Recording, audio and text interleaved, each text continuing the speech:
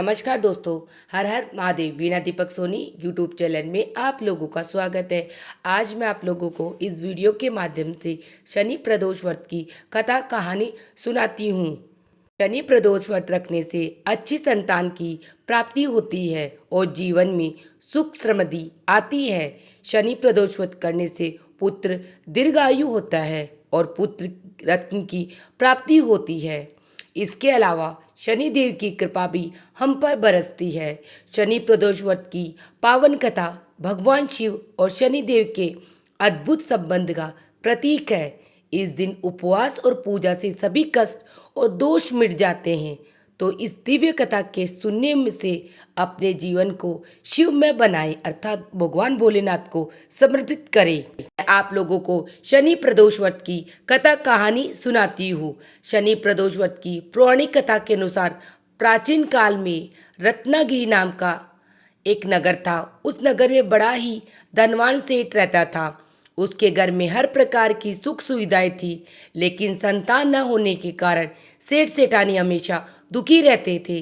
काफ़ी सोच विचार करके एक दिन सेठ ने अपना काम नौकरों को सौंप दिया और सेठ सेठानी के साथ तीर्थ यात्रा पर निकल पड़े। अपने नगर से बाहर निकलने पर उन्हें एक साधु मिले जो ध्यानमग्न बैठे थे। सेठ जी ने सोचा, क्यों न साधु से आशीर्वाद लेकर आगे की यात्रा की जाए। सेठ सेठानी साधु के निकट गए और वहीं खड़े हो गए बैठ गए। साधु ने जब आंखें खोली तो उन्हें ज्ञात हुआ कि सेठ और सेठानी काफ़ी समय से आशीर्वाद की प्रतीक्षा में बैठे हैं। साधु ने सेठ सेठानी से कहा, मैं तुम्हारा दुख जानता हूँ।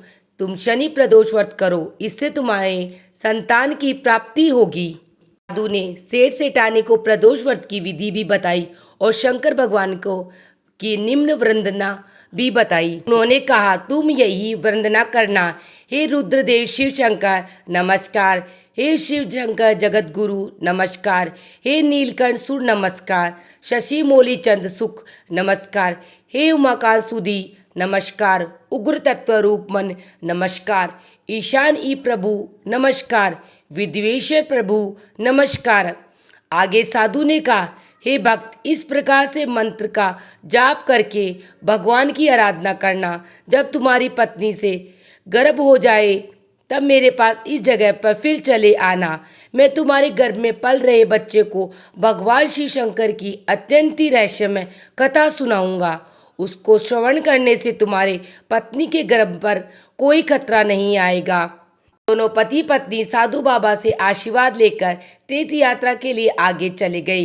तीर्थ यात्रा से लौटने के बाद सेठ सेठानी ने मिलकर शनि प्रदोष व्रत किया, जिसके प्रभाव से सेठानी गर्भवती हो गई। अतः सेठ को उस महात्मा के कहे गए वचन याद आए और वह बिना विलंब किए अपनी पत्नी को लेकर उस महात्मा मुनि के पास पहुंचा और उस मुनि से हाथ जोड़कर कहा, हे हम महाआत्मा, मेरी संतान गर्भ में ही मृत्यु को प्राप्त हो जाते हैं। अतः इस संतान के जीवन की रक्षा करने के लिए आप वह रहस्यमय कथा कहानी सुनाइए, जिसको सुनने से हमारी पत्नी का गर्भ सुरक्षित रहे और हमें पुत्र की प्राप्ति हो। इतना कहते ही सेठ सेठानी उस महात्मा के चरणों में गिर पड़े। उस महात्मा ने उन्हें आशीर्वाद देते हुए कहा, शुभ आरंभ किया। उन्होंने कहा, हे सेठ सेठानी, इस कथा को बड़े ही तन्मयता से, बड़ी श्रद्धा भाव से, बिना खंडित किए एकाग्र चित्त मन से श्रवण करो। उसको सुनकर तुम्हारे संतान की जीवन रक्षा होगी। पूर्व वंश में जन्मे उसी नगर के राजा शिवी बड़े ही परोपकारी और धर्मात्मा थे। जो भी याचक उनके द्वार पर जाता था कभी खाली हाथ नहीं लौटता था। प्राणी मात्र के प्रति राजा शिवी का बड़ा ही स्नेह था। अतः उसके राज्य में हमेशा सुख शांति और स्नेह का वातावरण बना रहता था। राजा शिवी हमेशा ईश्वर की भक्ति में लीन रहते थे। राजा शिवी को परोपकार, सरलता और त्याग के चर्चे स्वर्गलोक तक प्रसिद्ध थे। देवताओं के मुख से राजा शिवी की इस प्रसिद्धि के बारे में सुनकर इंद्र और अग्नि को भी विश्वास नहीं हुआ। अतः उन्होंने उसी नगर की परीक्षा लेने की ठानी और एक युक्ति में निकाली।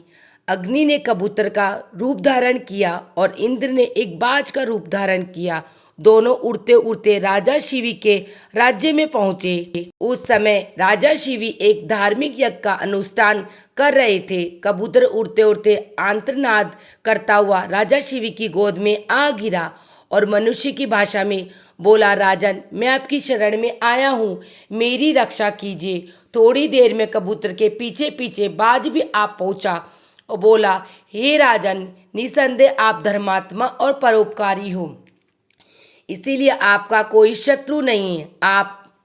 आप अजाशत्रु नाम से प्रसिद्ध है। आप अपकार करने वालों का भी उपकार करते हैं। आप दोष खोजने वालों में भी गुण खोजते हैं। ऐसे महान होकर आप यह क्या कर रहे हो? मैं भूख से व्याकुल होकर भोजन की तलाश में भटक रहा हूँ। तभी संयोग से मुझे यह पक्षी मिला। आप इसे शरण दे रहे हैं, यह आप अधर्म कर रहे हैं। कृपा करके यह कबूतर मुझे दे दीजिए, यह मेरा भोजन है।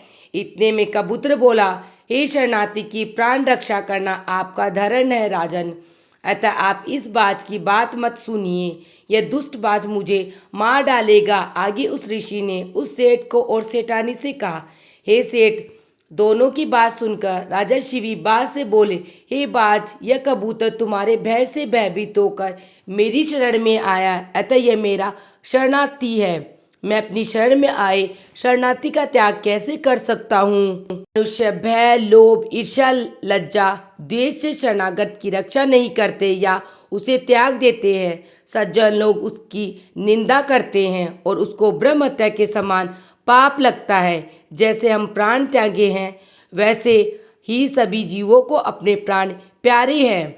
समर्थ और बुद्धिमान मनुष्य को चाहिए कि असमर्थ व मृत्यु से भय से भयभीत जीवों की रक्षा करे। अतः हे बाज, मृत्यु के भय से भयभीत यह कबूतर मैं तुम्हें नहीं दे सकता। इसके बदले तुम जो चाहो खाने के लिए मांग सकते हो। मैं तुम्हें वह अभिष्ट वस्तु देने को तैयार हूँ। बाज बोला, हे राजन, मैं भूख से पीड़ित हूँ। आप तो जानते ही हैं कि भोजन से ही जीव उत्पन्न होता है और बढ़ता है। यदि मैं भूख से मरता हूँ तो मेरे बच्चे भी मर जाएंगे। आपको एक कबूतर को बचाने से कई जीवों के प्राण जाने की संभावना है। हे राजन, आप ऐसे कैसे धर्म का अनुसरण कर रहे हो जो अधर्म का जन्म देने वाला है? बुद्धिमान मनुष्य उसी धर्म का अनुसरण करते हैं जो दूसरे धर्म का दहन न करे। आप अपने विवेक के तराजू से तोलिए और जो धर्म आपको अभिचिंतन, धन, वस्त्र, गो और बड़े बड़े योगों का फल तथा समय नष्ट हो जाता है, किंतु भयाकुल प्राणी को दिया अभय दान कभी नष्ट नहीं होता। अतः मैं अपने संपूर्ण राज्य और इस देह का त्याग कर सकता हूँ, परंतु इस भयाकुल पक्षी को नहीं छोड़ सकता। हे बाज, तुम्हें आहार की जरूरत है, सोचो, चाहो आहार के लिए मांग सकते हो। बाज बोला, हे राजन, प्रकृति के विधान के अनुसार कबूतर ही हमारा आहार है, अतः आप इसे त्याग दीजिए। राजा बोला, हे बाज, मैं अभी विधि के विधान के विपरीत नहीं जाता और शास्त्र कहता है दया धर्म का मूल है, परोपकार पूज्य है और दूसरों की पीड़ा देना पाप है। अतः तुम जो चाहो सो दे सकता हूँ, परंतु यह कबूतर नहीं दे सकता। तब बाज बोला, ठीक है राजन, यदि आपको उस कबूतर के प्रति इतना ही प्रेम है तो मुझे ठीक इसके ही बराबर तोलकर अपना मांस दे दीजिए, इससे मैं अपनी भूख शांत कर सकूं। मुझसे इससे अधिक और कुछ नहीं चाहिए। साधु महात्मा ने आगे कहा, हे सेठ, प्रसन्न होते हुए राजा शिवी बोला, हे बाज, तुम जितना चाहो उतना मांस देने को तैयार हूँ। यदि यह जड़ भंगुर देह धर्म के नाम काम ना सके तो इसका होना व्यर्थ है। यह कहकर राजा ने तराजू मंगवाया और उसके एक पलड़े में कबूतर को बिठा दिया, दूसरे पलड़े में वह अपना मांस काट कर रखने लगे, लेकिन कबूतर का पलड़ा जहाँ तहाँ ही रहा। तब अंत में राजा शिवी स्वयं उस पलड़े में बैठ गए। बोले, हे बाज, यह लो, मैं तुम्हारा आहार हूँ, तुम्हारे सामने बैठा हूँ। इतने में आकाश से पुष्प वर्षा होने, मृदंग बजने लगे। स्वयं भगवान अपने भक्त के इस अपूर्ण त्याग को देखकर प्रसन्न हो गए। शिवजी संग माता पार्वती प्रकट हो गए। यह देखकर राजा शिवी इसमें से सोचने लगा कि इन सब का क्या कारण हो सकता है। इतने में वह दोनों पक्षी अंतर्ध्यान हो गए और अपनी असली रूप में प्रकट हो गए। इंद्र ने कहा, हे राजन, आपके जैसा धर्मपरायण और त्यागी मैंने कभी नहीं देखा।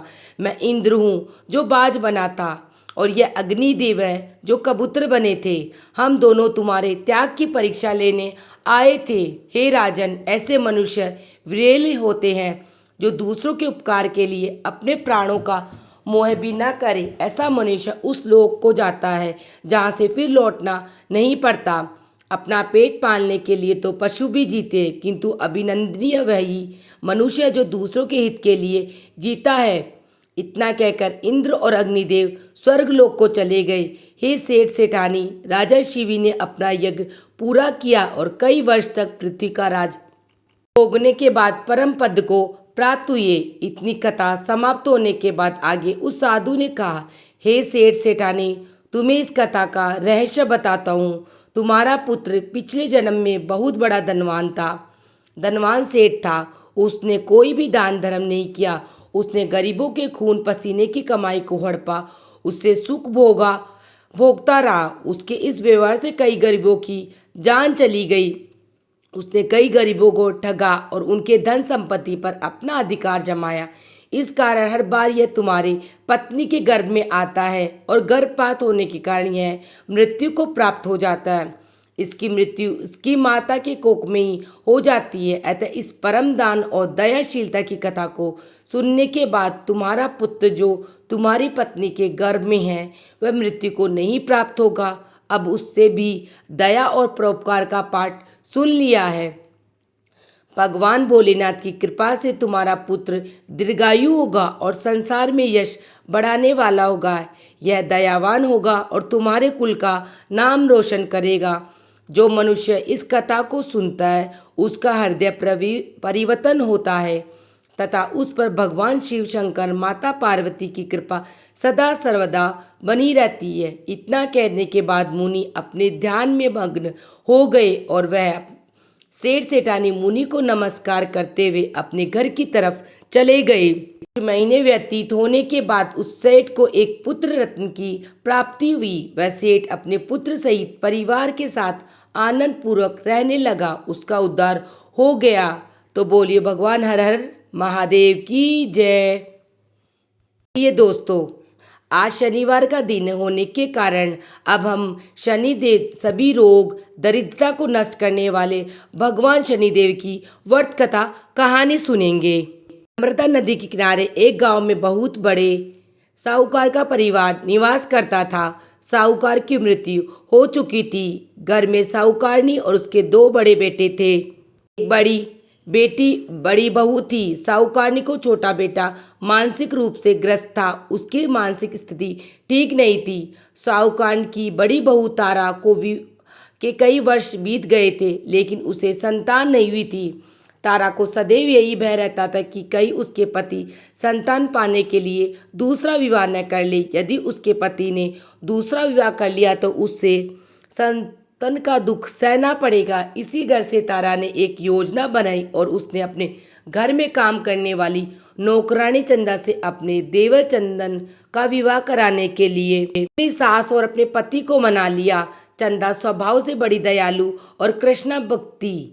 वह बचपन से ही साहूकारनी के घर काम करती थी। उसका अपना कोई नहीं था। अब चंदा का विवाह मानसिक रोगी चंदन से करा दिया गया। कुछ साल बाद चंदा ने एक सुंदर पुत्र को जन्म दिया, लेकिन चंदा की जेठानी तारा ने चंदा का बच्चा ले लिया और उसे घर से धक्के मारकर बाहर निकाल दिया। तारा ने अपने पति को भी अपने पक्ष में कर लिया। बेचारा चंदन तो मानसिक रोगी था, वह कर भी क्या कर सकता था। साहूकारनी चाहकर भी कुछ न कर सकी। दरअसल यह तो तारा की ही चाल थी। उसने कभी चंदा को अपनी देवरानी माना ही नहीं था। वह तो सिर्फ चंदा से उसका बच्चा लेना चाहती थी ताकि उसे पाल पोस कर अपना नाम दे सके। चंदा के बार बार रोने गिड़गिड़ाने पर भी तारा नहीं मानी और उसे गांव से निकाल दिया। अब चंदा गांव गांव भटकने लगी। भटकते भटकते वह कृष्ण जी के एक पुराने मंदिर में पहुंच गई। वहीं पर उसने प्रभु से न्याय की गुहार लगाई। वह अपना सिर भगवान के चौखट पर पटकने लगी और लगातार ओम कृष्णाय नमः मंत्र का जाप करती रही।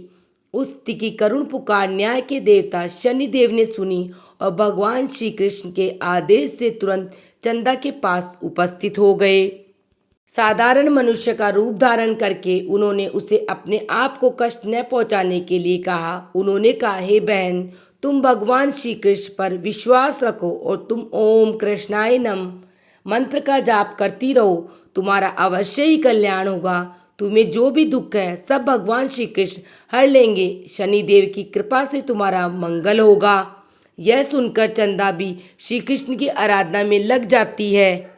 शनिदेव का ध्यान करते हुए ओम कृष्णाय नमः मंत्र का जाप करने लगी। अब शनिदेव के साधु का वेश बदलकर साहूकारनी के घर पे पहुंच गए।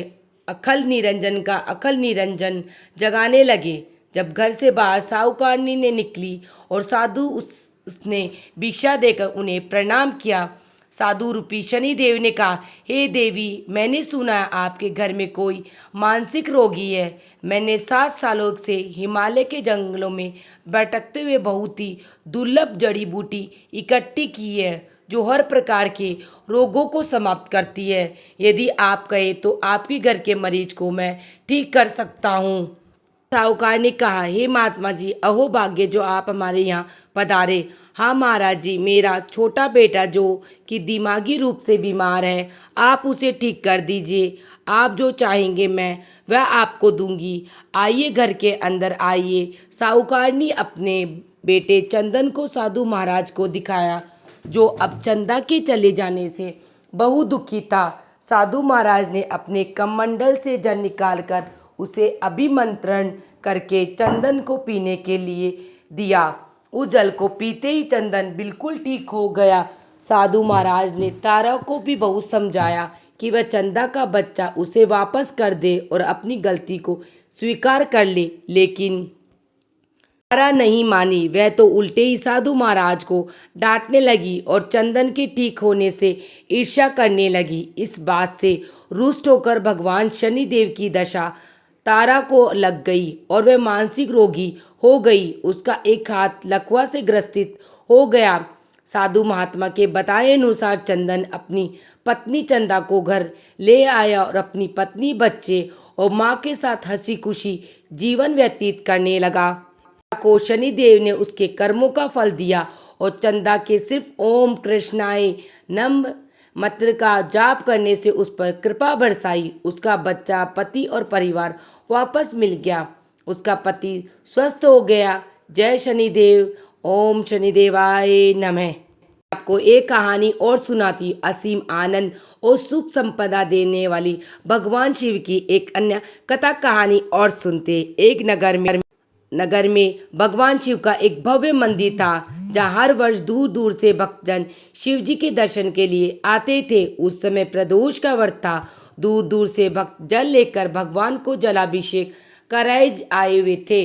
मंदिर का परिसर भक्तों की भीड़ से भरा हुआ था। तभी अचानक आकाश में बिजलियां चमकी और सोने का थाल उतरा।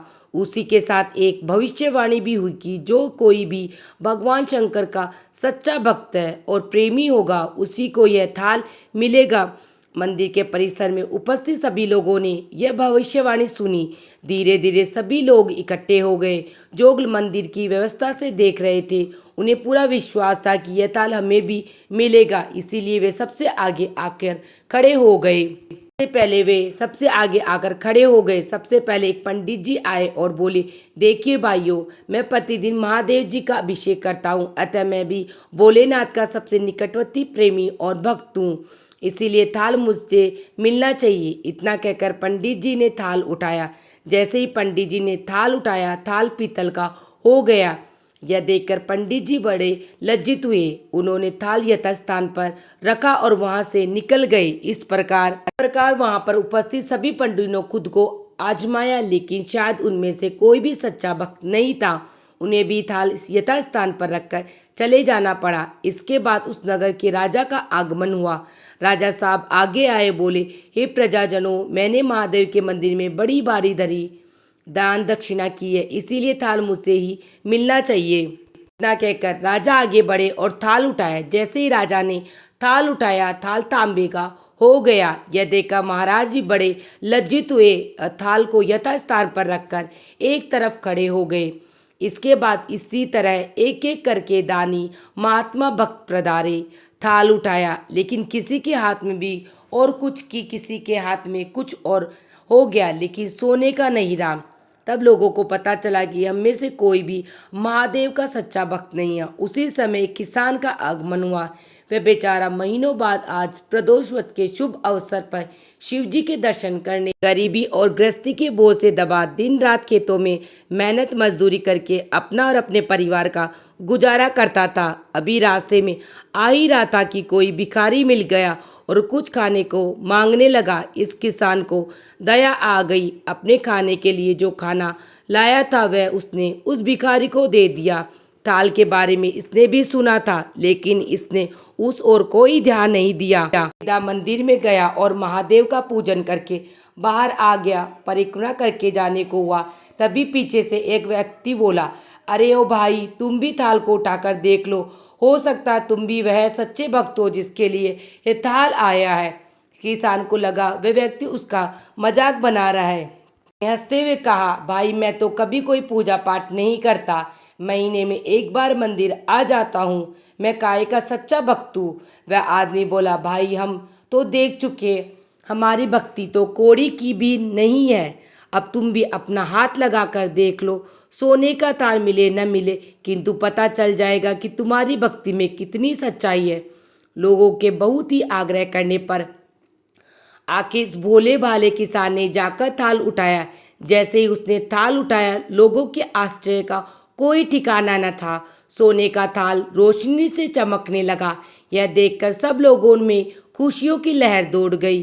सभी लोग उसे के जय जयकार लगाने लगे और पूछने लगे, भाई तुम ही सच्चे भक्त हो, अब हमें भी बता दो कि कैसी भक्ति करते हो जिससे महादेव तुमसे ही इतने प्रसन्न है। तो किसान बोला, भाई मैं तो कोई भक्ति नहीं करता, मैं केवल दिन भर खेतों में काम करता हूँ, थोड़ा समय निकाल कर जरूरतमंद लोगों की मदद करता हूँ। इसके अलावा भगवान भोलेनाथ का मन ही मन ध्यान कर लेता हूँ, और कोई विशेष कार्य नहीं करता।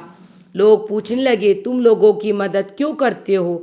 हंसते हुए किसान बोला, सुकून दूसरों के चेहरे पर मुस्कान देकर मुझे जो आनंद और खुशी मिलती है उसे मैं शब्दों में बयान नहीं कर सकता।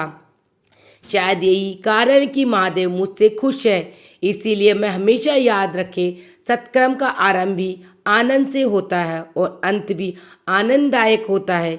दुष्कर्म का आरंभ भी दुख से होता है और अंत भी दुखदायक होता है। आप सैकड़ों मील की यात्रा करके भी दूसरों का दिल दुखाते हो तो आपकी वह तपस्या, साधना और महादेव का दर्शन धूल के बराबर है। तो एक बार प्रेम से बोलिए, हर हर महादेव। भोलेनाथ, जैसे आपने उस किसान पर कृपा दृष्टि बरसाई, वैसे अपने सभी भक्तों को कल्याण करना, सबकी गरीबी दरिद्रता दूर करना, उन्हें मोक्ष देना। हर हर महादेव।